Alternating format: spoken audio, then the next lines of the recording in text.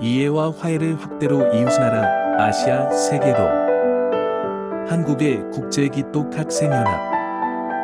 일본과 손을 잡고 아시아로. K씨의 간증. 구독, 좋아요는 많은 힘이 됩니다. 여러분의 가정에 하늘 부모님의 축복이 있기를 바랍니다. 나는 재수할 때 교회에 가 본 적이 있습니다. 내가 갖고 있는 고민이 해결되었으면 좋겠다고 생각했습니다. 그러나 나는 거기서 아무것도 얻지 못하고 오히려 나는 크리스천이 될 수 없다 하고 포기하는 경지에 들어갔습니다. 내가 갖고 있던 고민. 그건 먼저 나의 몸과 남녀 간의 정을 주관하는 것이 문제였습니다. 그래서 그에 대하여 질문했는데 원죄라는 것이 있는데 명확한 답변을 얻지 못했습니다. 그래서 기독교에서 말하는 죄에 대하여 잘 몰랐습니다. 그리고 나는 운명이라는 것을 두려워했습니다. 가령 내가 아무리 노력해도 운명의 힘이 강하면 결국은 그에 의해 아무것도 이루어지지 않을 것이라고 생각하고 있었습니다. 그에 대한 대답은 엄격했습니다. 사람이 구원받는가 어떤가 하는 것은 하나님의 영원한 계획 속에 결정되고 있다 하는 이른바 칼뱅의 예정설입니다. 그렇게 말했을 때 그렇다면 나는 구원을 받을 수 없는 인간이다 하고 생각했습니다. 또 이 세상은 정직한 사람이 손해를 본다고 하여 부모로부터 너는 너무 정직해서 사회에서 적응할 수 없을 것 같다 하는 말을 들었습니다. 정직한 사람이 선한 사람이라고 생각하지는 않았습니다만 세상에서는 잘못된 것을 버젓이 통용되고 진실한 것이 통하지 않는다. 선하게 사는 것은 무의미하지 않는가? 그런 의미에서는 어디까지나 현실과 싸워 이기는 사람이 되고 싶다고 생각하고 있었습니다.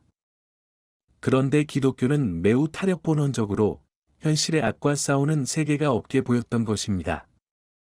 그리고 십자가 구원에 대해서 물었을 때 당신이 아주 열심히 믿어서 죄라는 문제를 알게 되면 자연스럽게 알게 될 것입니다. 하는 것이었습니다. 그때 도저히 이해 못하겠다 하는 마음이 들었습니다. 또 기독교는 과학을 부정하는 것으로 보였습니다. 나의 장래의 꿈은 과학자가 되겠다고 생각했으므로 과학을 부정하는 신앙을 하는 것에 저항감을 가졌습니다. 원래 나는 기독교 신앙을 갖고 있는 사람을 존경하고 있었는데 그런 문제가 해결되지 않았기 때문에 나 자신은 기독교 신앙을 갖지 않겠다고 생각했습니다. 1965년 와세다 축제 때 원리를 접했습니다. 원리를 듣고 깜짝 놀랐습니다.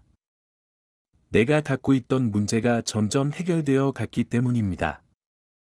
그렇다면 나도 기독교인이 될 수 있다고 생각했습니다. 신앙생활을 시작하고 나서 나는 큰 문제에 부딪혔습니다. 그것은 하나님의 심정을 모른다는 것이었습니다. 이 길을 갈 결심은 했지만 이거다 하는 심정을 모른다는 것입니다. 이 문제는 나를 대단히 불안하게 하였고 어떻게 해서든 하나님의 심정을 알아야 되겠다고 생각하며 초조해졌습니다. 그러던 어느 날 선배로부터 고생하여 하나님의 사정과 같이 하면 심정을 알게 된다 하는 말을 듣고 그 말은 나에게 힘을 주었고 또 어떤 의미에서 마음이 편해졌습니다. 나는 지금까지 고생했는가? 아니다. 분명히 내면적으로 고민은 하고 있었지만 남을 위해 고생한 적이 없다. 하나님은 분명히 개인을 위해서도 고민을 하지만 인류에 대한 것이나 더 큰 것에 대하여 고민하고 계신다. 나와 하나님의 관점에 너무나도 큰 차가 있었습니다. 이래서는 하나님의 심정을 알려고 해도 알지 못한다. 고생을 바로 알 수 있는 것은 아니지만 싸우면서 고생할 수 있는 인간이 되려고 노력하자. 그렇게 형제들과 같이 가는 가운데 하나님의 심정은 막연한 것이 아니라 형제를 통해 알 수 있는 것임을 알았습니다. 또 하나님이 정말 인간을 만들었다고 하는 것을 심정적으로는 알았습니다. 인간이 아무리 죄가 많다고 해도 하나님은 인간을 만들었다. 아담 해와 만을 만든 것이 아니고 예수님만을 만든 것이 아니고 부르신 기준 높은 사람만 만든 것도 아니다. 나도 하나님은 만들었다고 하는 것을 강하게 느꼈습니다. 그래서 3년 반 정도 지났을 때 나는 비로소 어떤 것을 중심 삼고 하나님께 단판 기도를 하며 하나의 결심을 했습니다. 하나님, 이 결심은 아무도 모릅니다.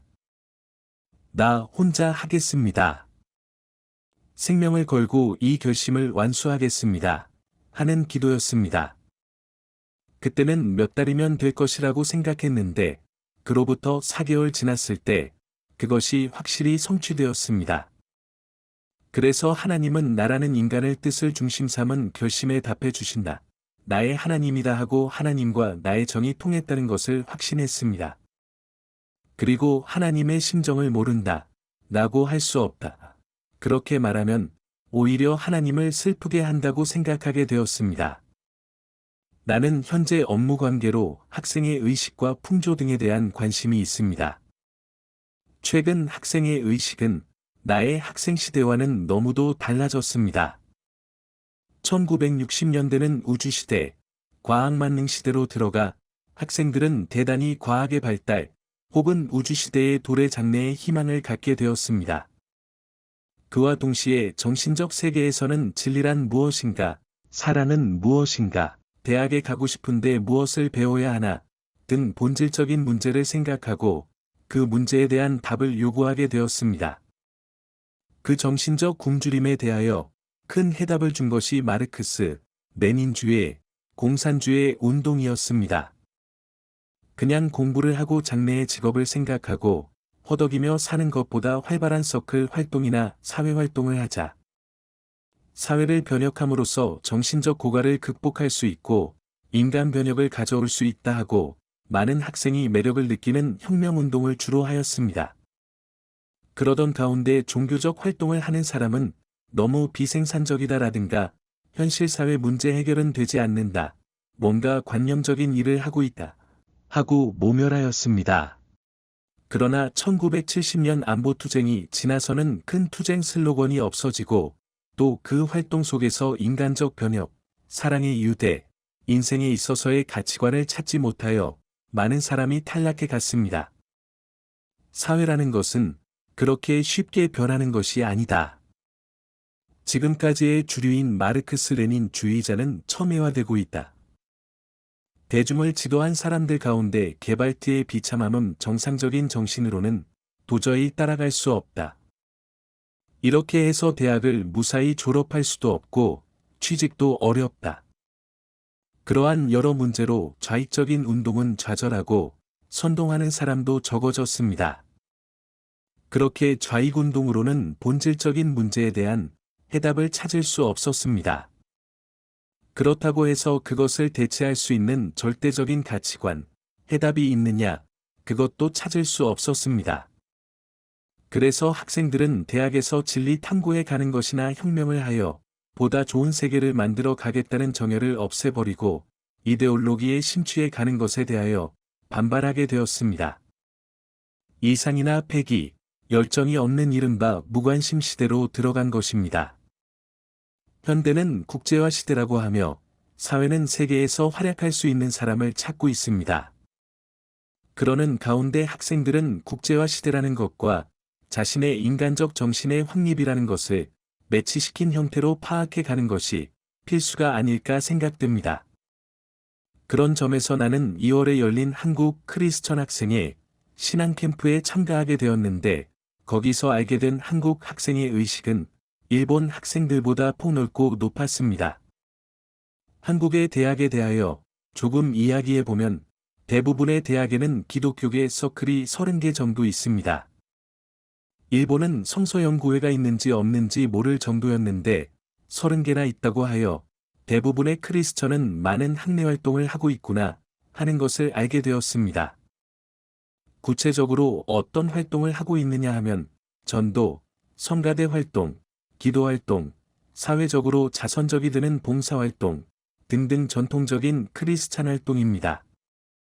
교회의 학생부 활동이 그대로 학내에서도 전개되어 있다는 것을 느끼게 되었습니다.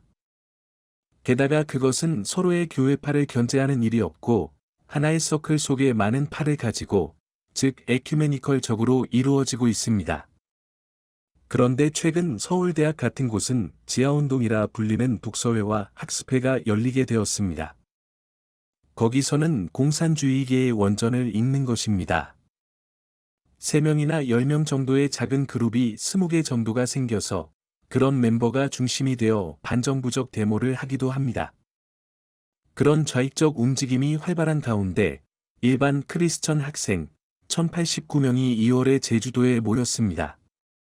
이 신앙 캠프는 한국 기독교 학생운동과 교회일치라는 테마로 한국의 국제기독학생연합이 주최한 것입니다.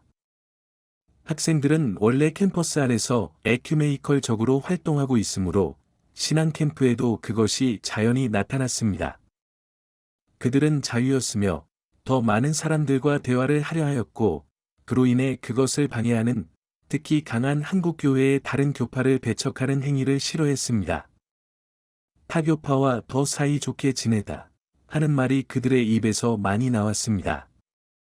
또 그들은 아시아 대표다 하는 의식이 강했습니다.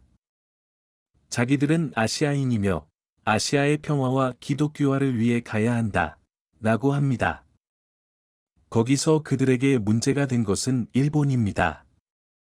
그들은 일본과 손을 잡고 같이 하지 않으면 아시아로 나갈 수는 없다고 생각한 것입니다. 그러나 일본은 선진국이지만 기독교 국가가 아니다. 그래서 멸시와 역사적인 의미에서의 반일감 정도 섞여 복잡한 마음으로 일본을 바라보고 있습니다. 일본 사람이 어떻게 대해야 하는가, 그 감각을 모르는 것 같습니다. 지금 국제화 시대에 있어서 우리 일본 사람 한 사람은 먼저 이웃나라로부터 이해와 화해를 확대하여 서로 필요한 존재가 되어 거기서부터 아시아, 세계로 착실하게 나가야 한다고 생각합니다. 경청해 주셔서 감사합니다.